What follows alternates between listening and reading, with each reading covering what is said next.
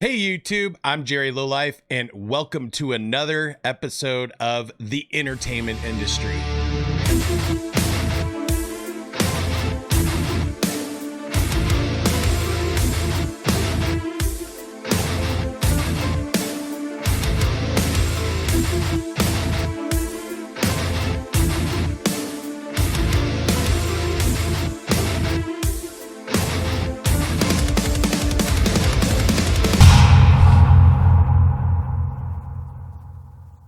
Hey guys, thanks for coming to check out another episode of the entertainment industry. I'm your host, Jerry Lowlife, and this is episode 9 of season 1. This is a interview with Jesse Crockett. He is a vocalist for Sixth Gear. We kind of just talked about things that influenced his life into being in music. So hope you guys enjoy it. Check it out. Stick around towards the end, and I'll have links to their socials. Enjoy the video. Obviously, you're in the music industry.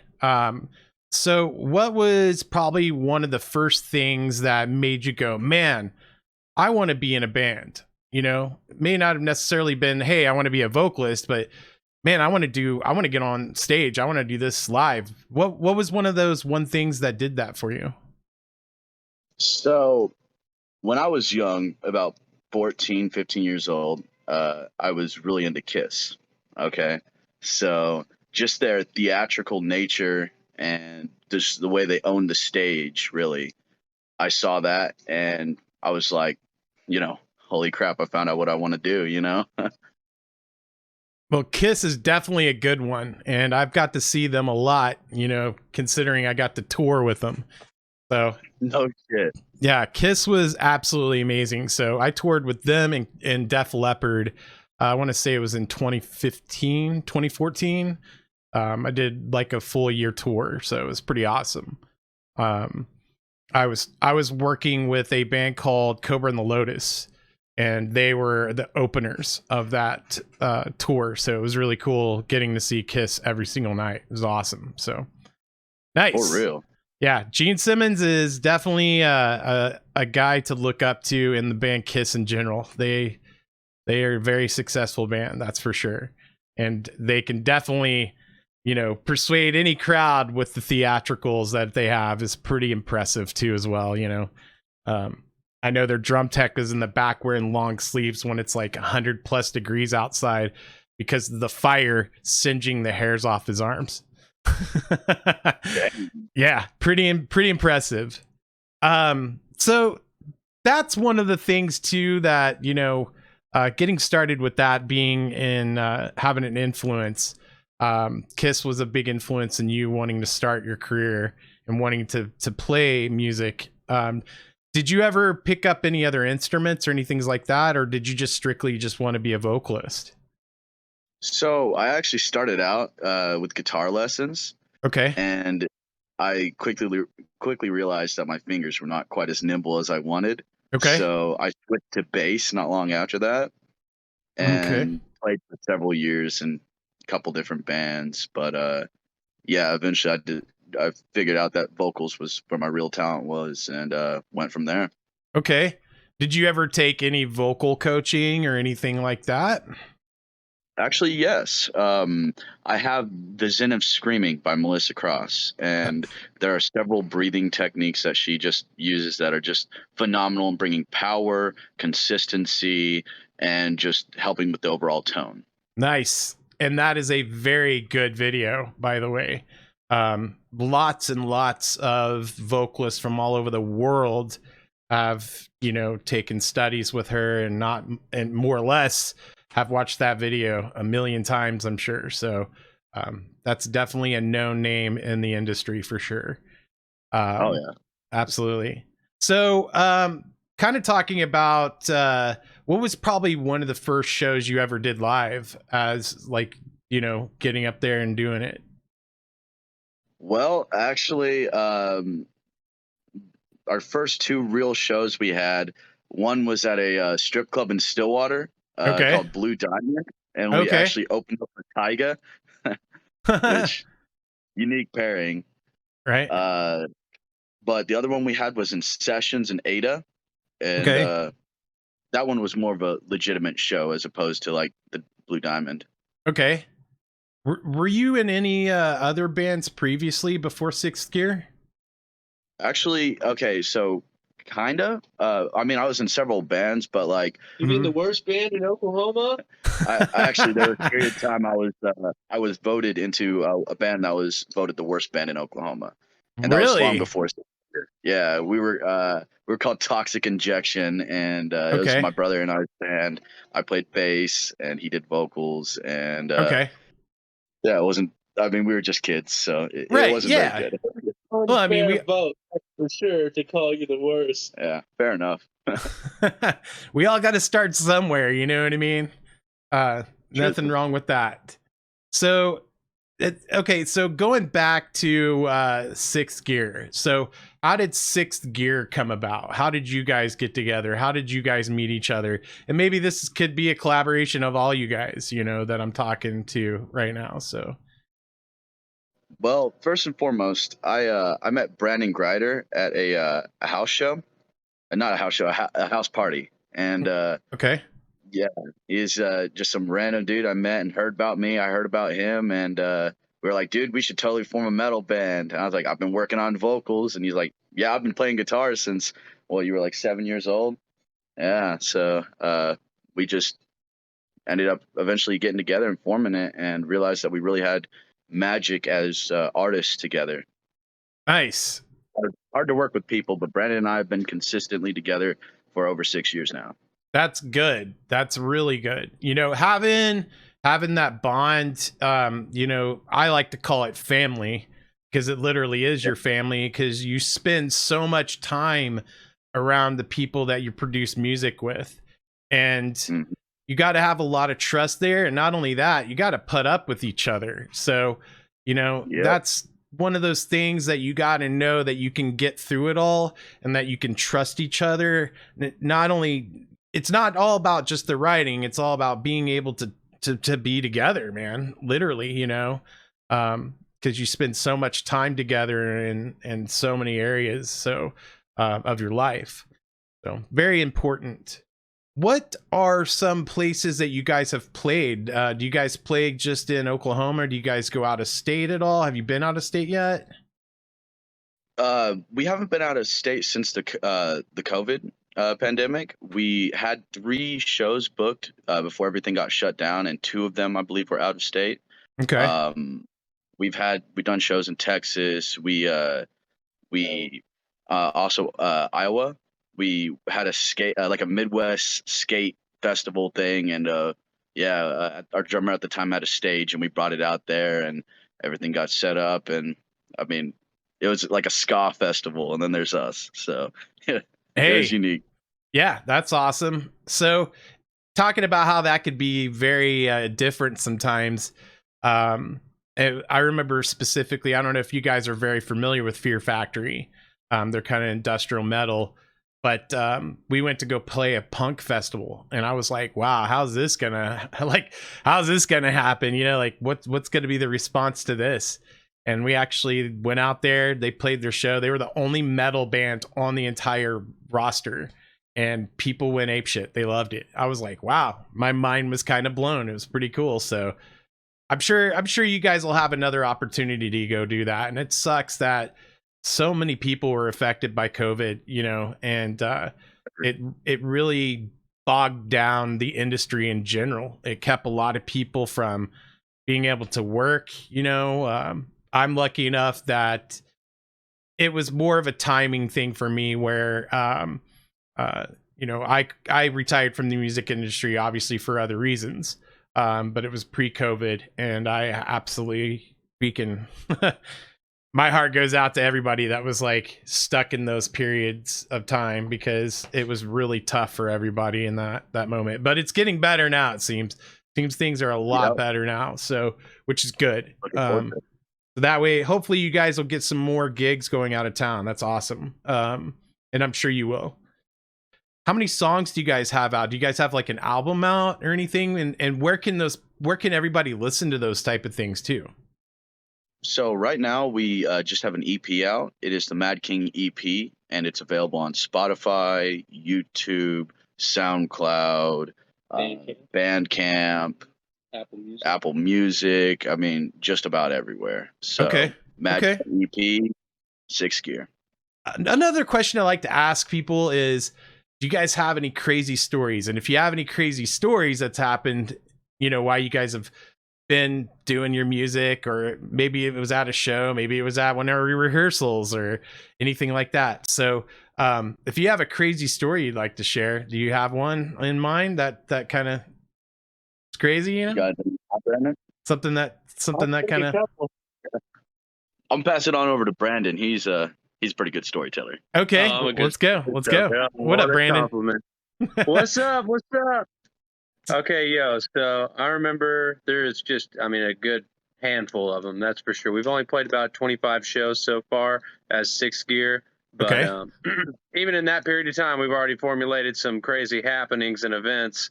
One to definitely name would be whenever we were playing out in Tulsa one night.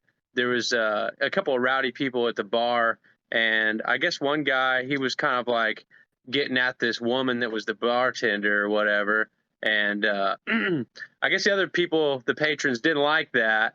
And so they took him and started beating on him, took him outside. And the cops were there to like deal with this other person already that was causing an issue. And ended up this guy was fighting this huge crowd of people because of him acting out of line in the bar. And the cops are already there. So they start trying to arrest him, and he starts trying to fight them. And some old man gets knocked out on the pavement. And then the guy's like running away from the cops and gets tased and face plants on the pavement. And at the same time, same exact moment this guy got tased, another guy running across a crosswalk on the other side of the street gets speared by 2 other cops.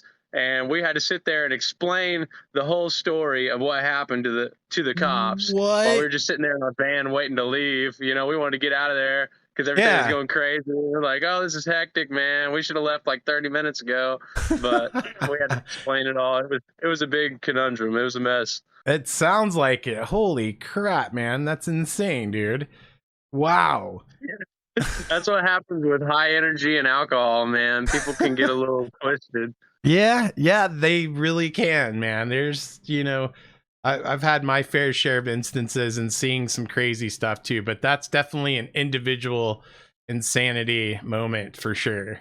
It was wild, dude. I didn't think that people were going to get that turn up that night, but I guess, they really did. They loved what we were playing. Wow. Where was this at? Do you remember That was at Badass Renee's in Tulsa. Okay. Right on. Cool. Awesome. Well, I appreciate that story. Thank you so much, sir. Hey, you're welcome, man. All right, man. I'm sure this guy can think of something else to tell you. Do you feel, Jesse, yourself in a band, do you have any like weaknesses in your band that you're actively working on to improve? Are there things that you are trying to improve on? Yes, always trying to improve on anything that I can. Stage presence, breathing. Just recently got back into the gym so I can build up my stamina, because I've got the power of my voice and the consistency. It's just the stamina with the breathing. Yeah. And doing cardio. Also working on singing, so I can actually do some singing. I mean, I like Johnny Cash. Done a little bit of singing in Ring of Fire recently. Been stuck in my mind and my heart. Heck yeah. So, there's nothing wrong with Johnny Cash. The guy was amazing. Yeah. Awesome. So what is it about music that makes you feel passionate about it? Is there anything specific? The fans, honestly. People who are just engrossed with the music, and I'm a fan as well. I have many bands that I listen to on the daily, Wednesday 13, Infected Rain, stuff like that. And just being a fan myself and looking up to musicians and how the interactions with people and just really making people's day. I love that. Yeah, absolutely.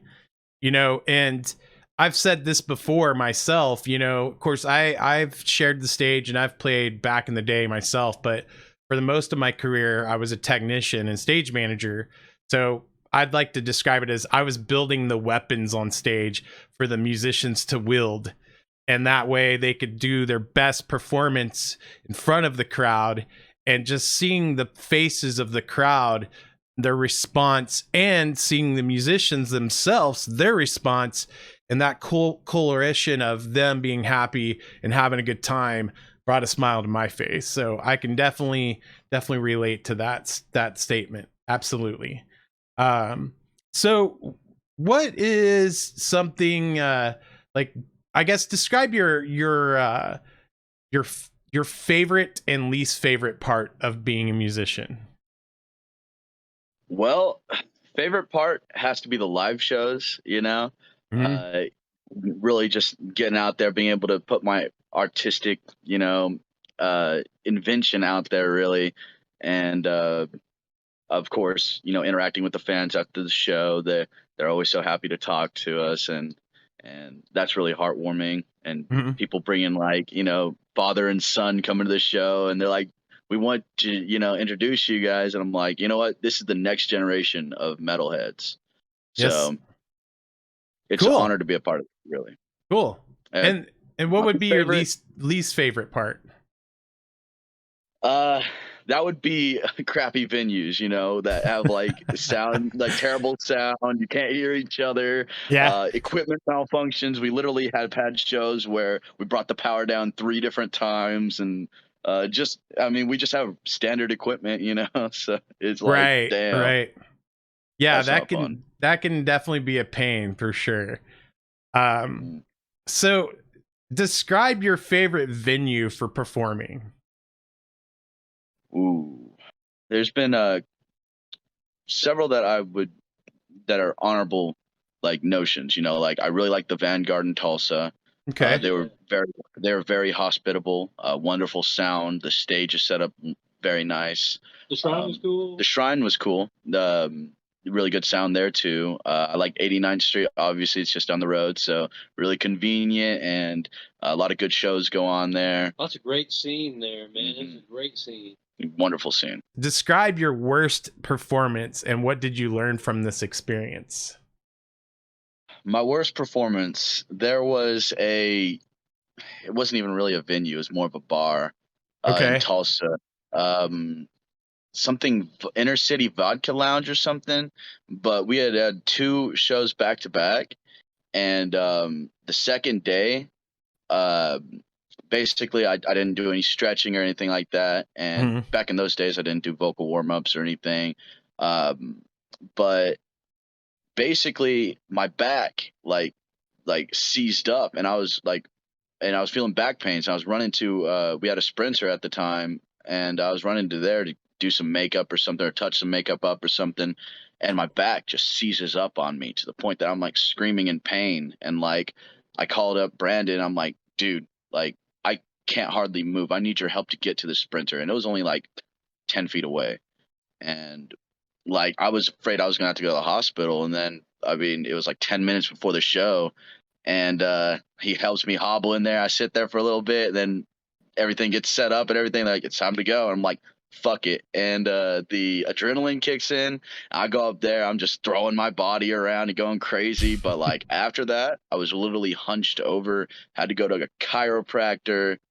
It was terrible. I definitely learned to stretch and get ready for shows and take care of my body a little better, because, man, it was brutal. Wow, that does sound brutal, dude. Holy crap. Yeah, that's definitely a learning experience, that's for sure. Holy crap. Yeah, so, and again, if you were probably if the first time listener was here and they were like interested in being a vocalist, you've brought up some major points in, what needs to be in line for you in order to make those performances, taking care of yourself, taking care of your body, going through training with your voice.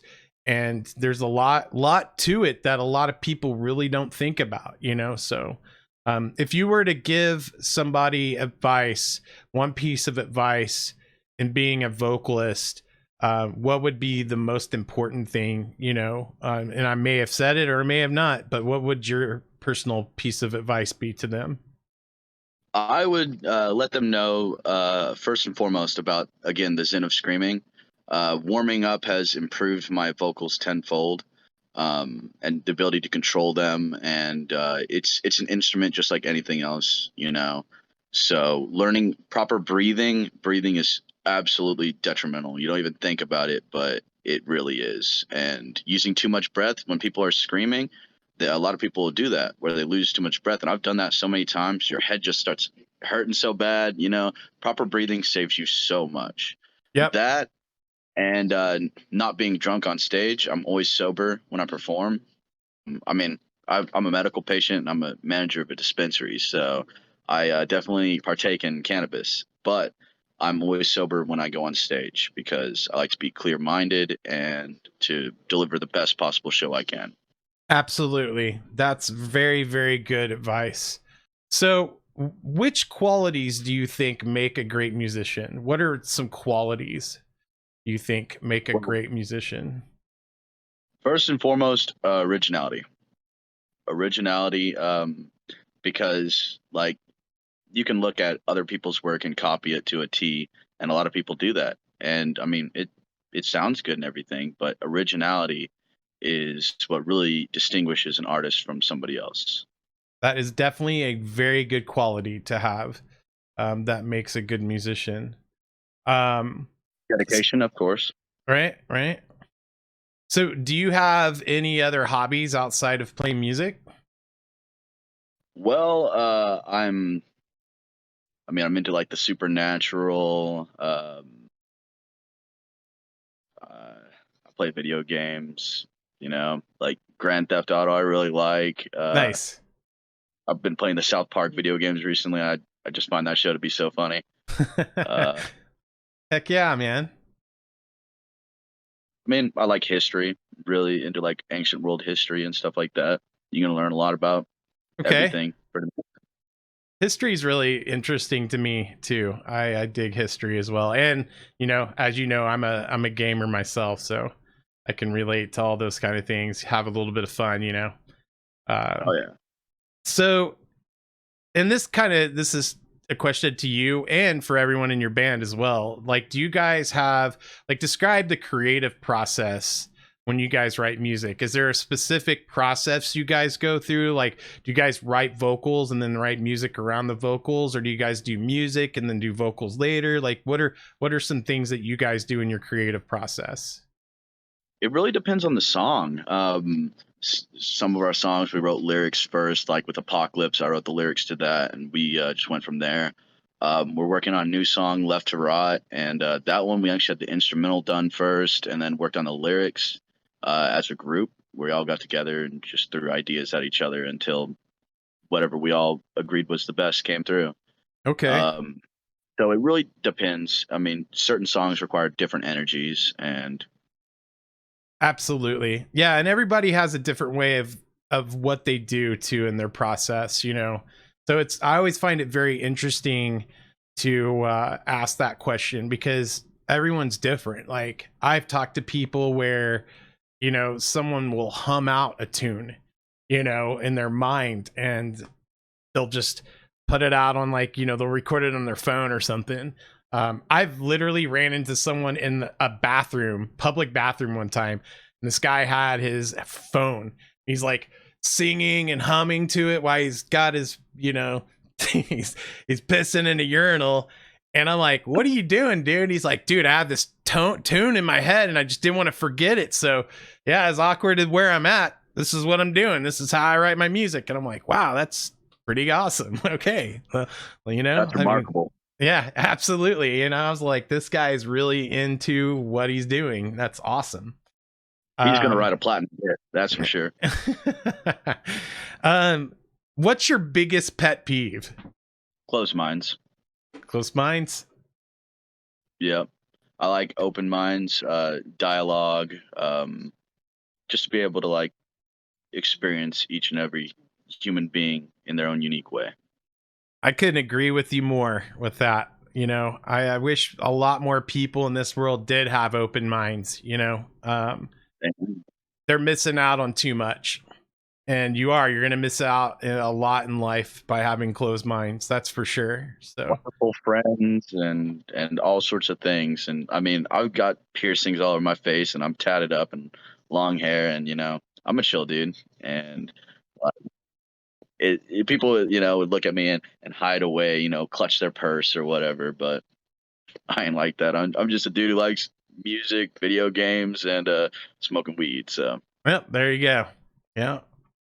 So what's your, and I, you know, I may not even have to ask this question, but you know, what's your favorite color and what does it say about you? So it would be red. And I love red. It's the color of blood, which is our lifeline. So that's a favorite color. Some people would say black, but black's not a color. And that's most of my wardrobe though, is just black. So Do you read books at all or do anything like that? I used to when I was younger. I was quite a bookworm actually. I would go through like entire series in a matter of like a week or two, and Okay. I'm a speed reader, so like I would just devour them. But like recently, I don't know. I've just been so caught up in music and managing my store and all sorts of stuff and building up my career in life. Really, Right. that is just I haven't found time to. So what are some favorite movies you like and what you would recommend to my audience and why? I'm definitely a sucker for vampire movies. Okay. Lost Boys, that's one of my favorite. I absolutely love that movie. Interview with a Vampire. Both those movies are huge favorites of mine. Okay. I mean, I like a wide variety of movies, you know, from comedy to action, adventure, horror, all sorts of stuff. But vampire stuff is always my favorite. If you had like maybe your top 3, it could even be your top 5.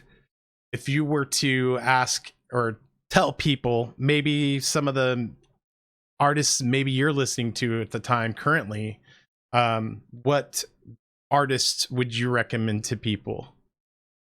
Well, I mentioned 2 of them earlier, Wednesday 13 and Infected Rain, both Okay. wonderful bands. I also thoroughly enjoy, like, Avatar is a huge inspiration to me. Ginger, I guess the 5th one, I mean, I definitely love Korn too. Just Okay. really groovy. They got just wonderful tones to their music too. So Okay. So what do people misunderstand about you the most? well, I honestly don't know how to answer that. I mean, um, I guess it'd be my appearance kind of freaks out some people. Um, I mean, I'm a big dude, as you know. You've met me in person. I'm 6'2", and so I guess people think I can be an asshole, but I genuinely just want to try to be everyone's friend to the best of my ability. That's awesome. Heck yeah. You know, a lot of things get misunderstood a lot of times. And the reasons why I ask that question and bring that up is because there are many people that have come to me when I've worked in the music industry and I've been around people consistently, you know, and I've got to know a lot of people out there. And I've been fortunate enough to. And sometimes I'll hear people go, man, I met so and so the other day at a meet and greet and they were an asshole and blah, blah, blah. And I'm just like, well, do you actually know them? Like, have you met them more than one time? Because they could have just had a bad day, you know, like things happen. They're just as human as we are. And you never know. Their wife could have just divorced them. They could have just had a death in the family.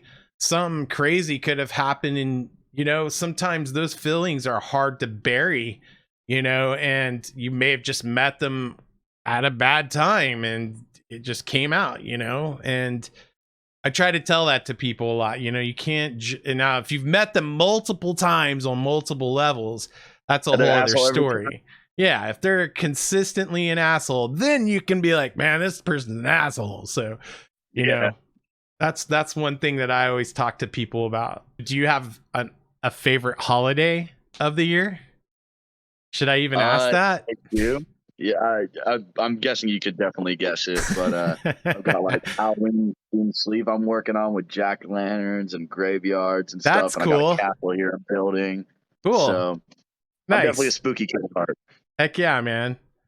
Other than what you're doing now, do you have like a favorite job that you've worked in your life? Definitely the one I'm at right now. Okay. Because I manage a dispensary, so that's I mean, it's a fun job. I get to help people out, learn a lot about cannabis and all the wonderful things it can really do for people. So I thoroughly enjoy that job. That's awesome. Yeah, and it helps a ton of people, man. You know, over the years I've just seen so many people throughout the years it's helped tremendously, you know. If you could live anywhere in the world, where would it be? Italy. Italy? Okay. And anywhere outside the States would be Italy. Okay. From Italian heritage and just the history there. Before I was into music, I wanted to be an archaeologist. So like ancient world history is like a really real passion of mine. I want to walk barefoot on Roman roads. That's one of my goals. So definitely going to Italy. Nice. Yeah, Italy's pretty badass. I will say that. For the most part. Yeah, it's pretty cool to go to. The Colosseum was pretty cool to go to. I bet. Yeah, it's pretty awesome to see that with your own eyes. It's just seeing something that when you get to walk it, talk it, see it, feel it for yourself, it's a whole different ball game than actually seeing it on any other level, you know. It's awesome. Or pictures or anything like that. Right. So I don't know are you a coffee drinker at all? Like, do you do any of that kind of stuff? Like, yes and no. What's your beverage of choice? Recently I've been drinking Liquid Death. Okay. I love it. It tastes great. It's in a nice cold can.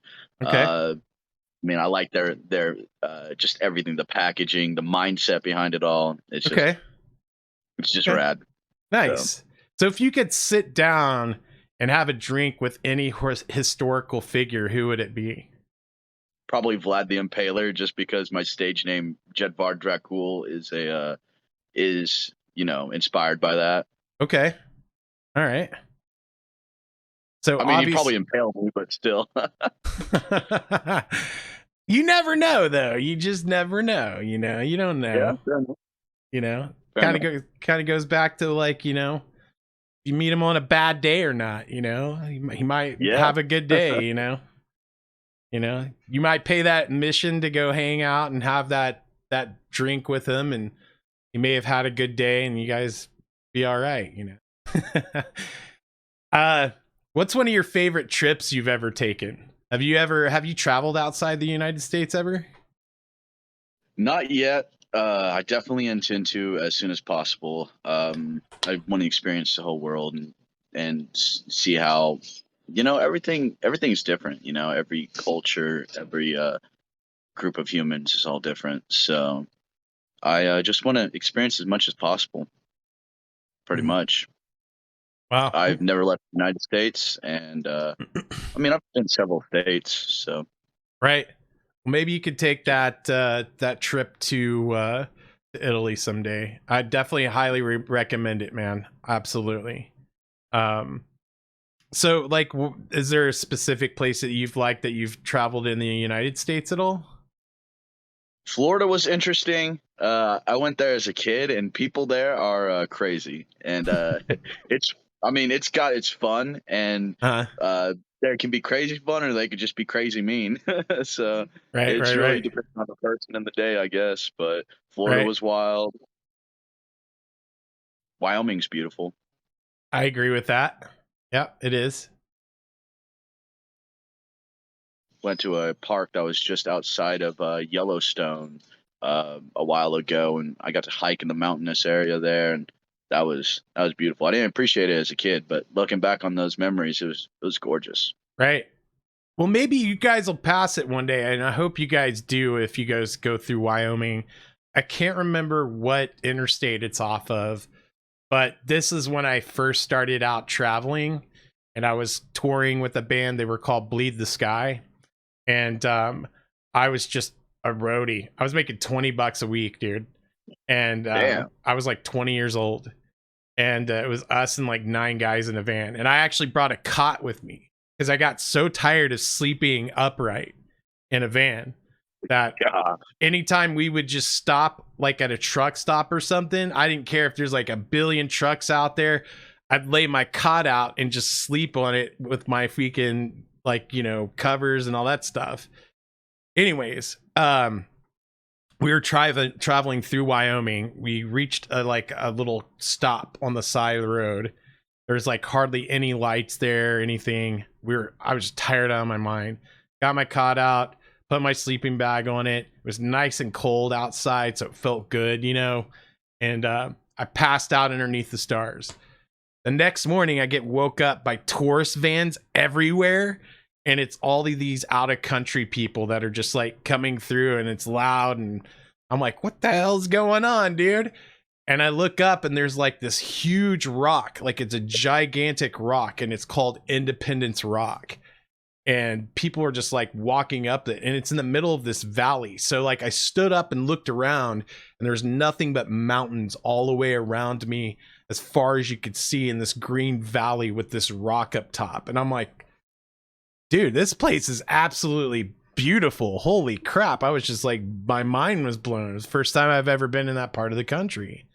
So that's one thing that kind of hit my mind when you were talking about Wyoming. So maybe you guys will cross Independence Rock one time. It's actually, if I remember right, that point, Independence Rock was where people from the West Coast and the East Coast, they would travel throughout the months, and they would meet at Independence Rock. They actually have a lot of people have engraved their names there from like the 17th and 18th century. You can see it all over the rock.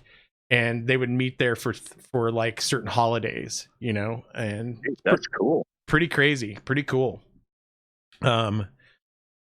So another question I like to ask, if you could go back and give 18-year-old self one piece of advice, what would it be? To dedicate yourself to music like I dedicated myself to, you know, like all sorts of different stuff that was meaningless as a kid. Yeah. Partying, stuff like that. Yeah, definitely should have been focusing on music. It would have gotten me a lot further. But, you know, everybody starts at a certain time, you know, it all happens for a reason. Let's talk about this, Jesse. Tell me about 3 of the most influential people in your life, and how did they impact you? Well, number 1 would be my brother. He was a metal vocalist. We shared music taste, stylistic, aesthetic, you know, all sorts of stuff. So he is definitely a huge inspiration to me. I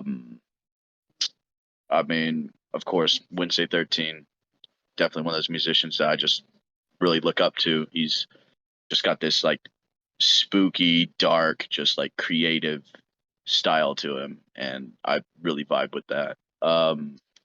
Okay. Also, I would vocal wise Randy Blythe. When I was young, I would scream alongside to all the Lamb of God songs, and that really helped me develop my tone, my flow, just listening to their music and going along with it. Okay. Nice. So, 3 very influential individuals in my life, I'd say.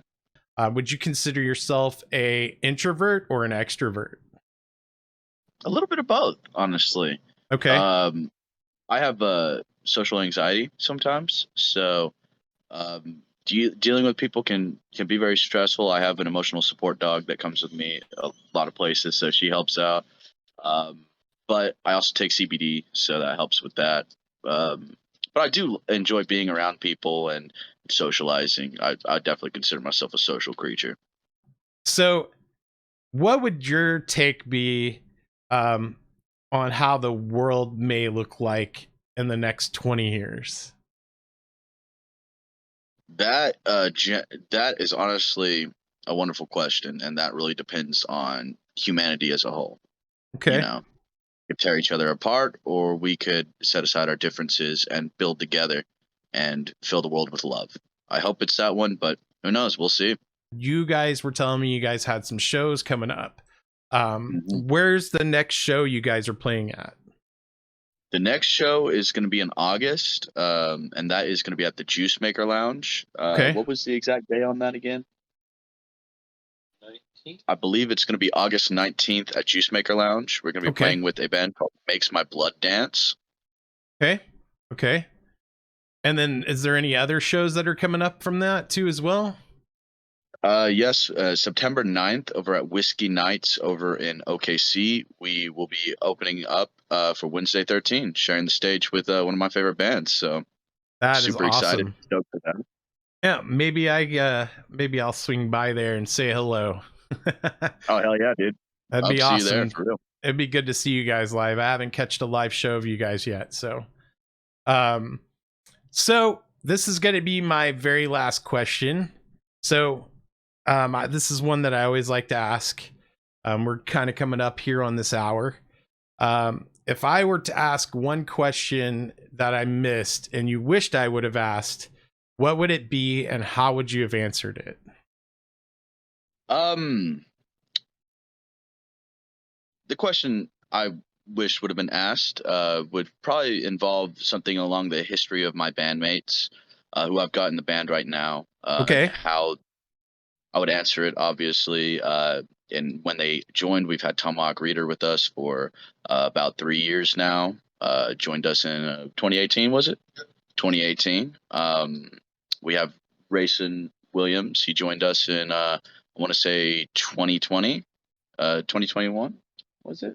And that's also when Tyler joined us. She joined us a couple months after Rayson. So, Was there anything you would like to finalize or say or talk about? I would just like to thank you for having me and Sixth Gear here to talk with you. And I'd like to thank everybody for tuning in and checking out our stuff. Much love to you all. Awesome. So there you have it, guys. That was the interview I had with Jesse Crockett of Sixth Gear. It was absolutely a pleasure having you on the show. Thank you so much for taking your time out of your day to be here. And thank you to all of you there for sticking through with the video and checking it out. If you guys want to know more about the video and know more about Jesse and Sixth Gear, I'm going to have all their social media and everything that's going to be linked to them in the description below. Also, if you guys want notifications and you love these type of videos, make sure you hit that follow button and get that bell notification on YouTube. That way you guys get notified anytime I upload a new video. And if you guys are feeling extra frisky, head on over to my Facebook where I do these live, and you can get that notified every time I do go live at 7 p.m. Central Standard Time every Friday. So come on over, interact with this, ask any questions you want. It's a lot of people that I interview in the entertainment industry. Okay, thank you so much. Have yourself a wonderful day, guys, and take care of each other. See you next time.